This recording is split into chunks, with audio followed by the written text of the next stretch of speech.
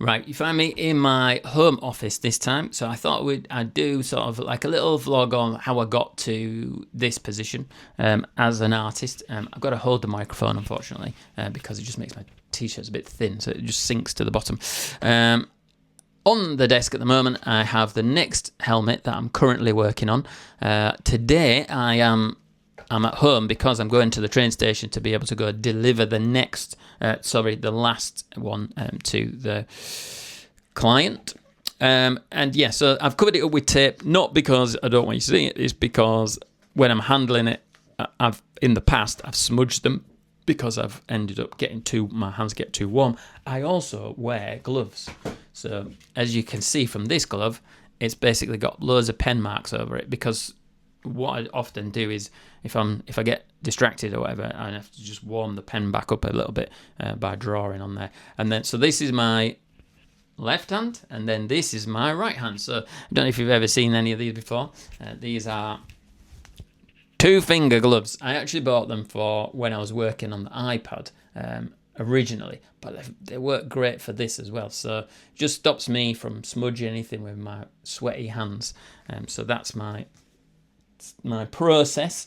I have little things kicking about on my desk, so a little scamp that I thought I'd do. Got some of the stickers that I've done in the past kicking about on the bench, and over here, this is me just working on some logos because in my journey, let me come back to that piece about my pen. I've also got the Millennium Falcon, so just on this corner here, you'll see a circle, and that is actually the start of the Millennium Falcon. And then, so what I often do is just hold this or put it on the desk next to it, and then just remind me of. But I've drawn the Millennium Falcon and the X-Wing and the AT-AT that many times now. I can do it from my brain. It's just that it's always nice to have that little. If you have this in front of you, then it reminds you of the little detail that maybe you didn't put in last time.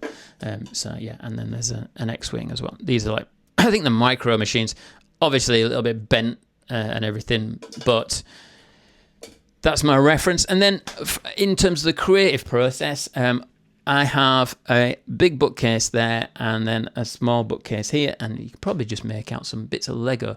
So as a dad, obviously, well, as a child, I absolutely loved Lego. It really was one of my favourite toys because it was like that imagination and building. And if you watched anything of mine before, I think I fit almost perfectly on this scale of engineer and artist. So the artist being that it's all form, no function, and the engineer being it's all function, no form.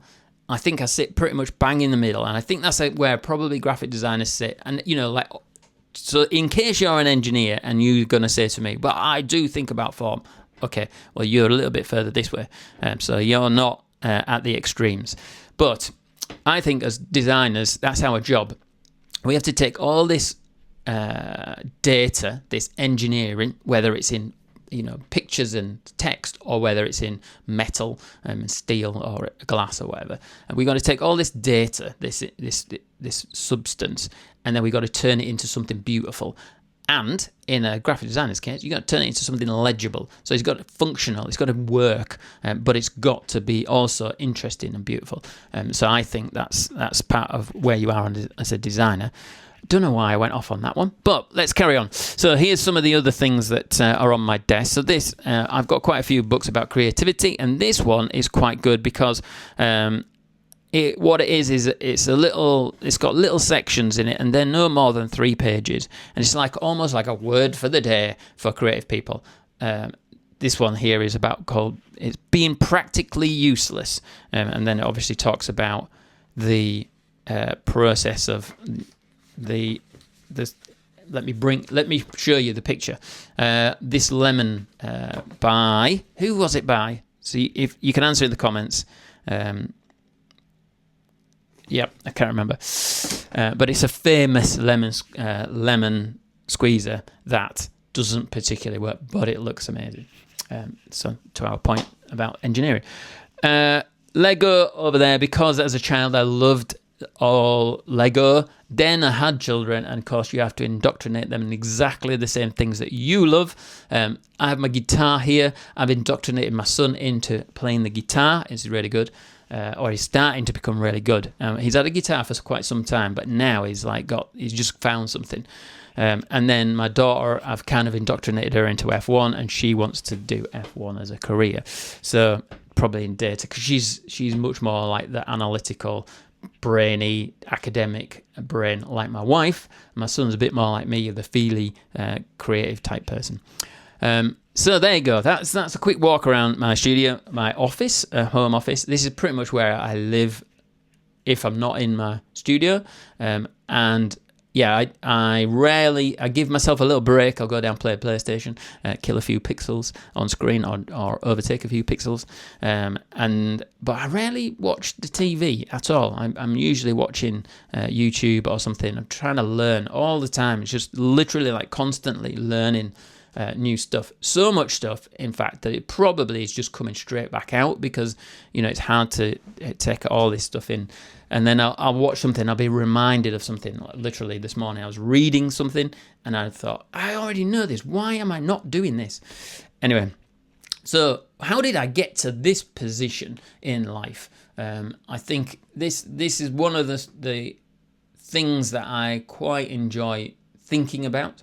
So I'll give you a potted history of my journey. So I found graphic design. So I went to do graphic design. I knew at 13 I wanted to be a graphic designer, just because originally I wanted to be a car designer, and then I thought graphic design was for me.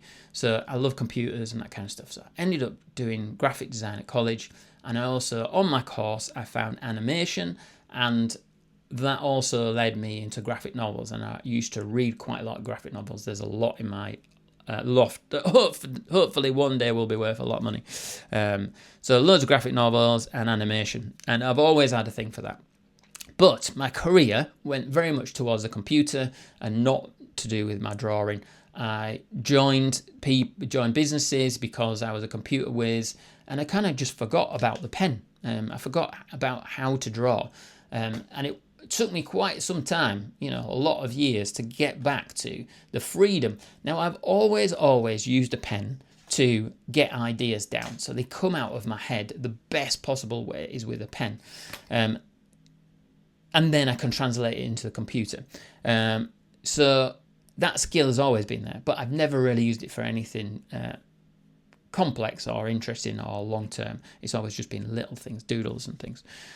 So ended up bringing my business to a position where I started in my shed on my own, and then I ended up there were 6 of us employed by me, by Dogtooth, and I ended up not really doing any creative. I ended up just managing the business and managing the projects to a degree. Mostly the start of a project, so like when I get the invoice and all that kind of stuff. When is it starting? Can I book it in here? That kind of thing. So I ended up not doing a lot of creative at all. There was a good element to that as a business. I actually just enjoyed the freedom of not having to do a lot of creative, but I'm a creative, so I couldn't stop myself. So I started doing furniture. I started doing a whole load of different sort of mini projects internally, just as a creative outlet for me. And I enjoyed working with people that gave me that sort of rope, the ability just to go away and come up with something, do something.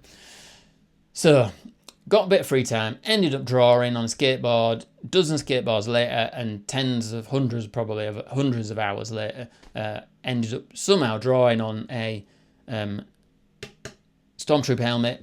The Stormtrooper helmet then led me to do the one for Gumball. There's a whole story in that, which I'll do another day. And then today, you find me in my studio with the ability to draw on stuff and sell elements, sell it as an artist. And part of that journey is pure circumstance. Part of it's luck. Part of it is grind. It is hard. I have invested a lot of time and effort, and I'll expand on some of that in another video, but I've invested a lot of time and effort to get to this position, and I'm not where I want to be. I am absolutely not where I want to be. I've still got a lot to do, a lot to give, and a lot to achieve for myself. So where I want to go. So I'm going to give you my dream now, and you can kind of see some of it already. I really enjoyed the buzz of working in a studio with people. And now I'm on my own in the same studio. It's a bit boring, to be honest. I enjoy that sort of like I've got an idea, and then you fire it off, and then you get a bit of instant feedback, and then you can fix it. And I really enjoy that sort of creative process, which is harder to do when you're on your own. And so many times I just want to verbalize, but then I just feel a bit weird. Being in my own studio talking to myself about things. So I don't, and keep it inside, and then, it's like, I need an outlet. So I'd love to get to a point when I have a team again, where we are making things, but it's mainly about art and creative things. It's not about deadlines. It's not about making stuff for making money's sake. It's about creating. And that's got to come through various levels of probably finding people that want you, so that'll probably end up being brands and probably will end up being deadlines, because there's only so many collectors in the world. But I think that's really where I'd like to get to. But I really enjoy business as well. I really enjoy moving the needle, making things happen for people, and thinking a lot. And over the last year of just producing, making things, drawing, doing art, screen printing, that kind of stuff for myself, it really has felt a little bit like my brain has atrophied, because I was so used to solving problems, and I don't need to solve the problems in the same way. And so I'd like to be able to do probably 50-50. I think it's just get back to a team scenario that's making stuff, solving problems, but then still have the business stuff and maybe a little bit of coaching or something to be able to just keep my brain working in that way. Because I love learning, I love pushing myself, and I love sort of solving problems. It's literally, I feel it's like a creative pursuit, right? So anyway, that's sort of where I'm at in terms of my journey, where I've been, where I am now, and where I want to go. And this is part of that journey, putting this on the internet, which, the last 2 videos, no one's watched. And I'm not doing it and at the moment, I'm not even doing it to try and get people to watch. But I do feel like I've got to get my eye in before I start attracting attention to it. So that is my story so far. Hopefully I won't repeat myself too much. I want to do this one as a backstory, and then we'll just, I'll try and move on from it. Obviously got loads of little mini stories within all that, and that'll come out over the time. But there you go. I hope you have a great day. Goodbye.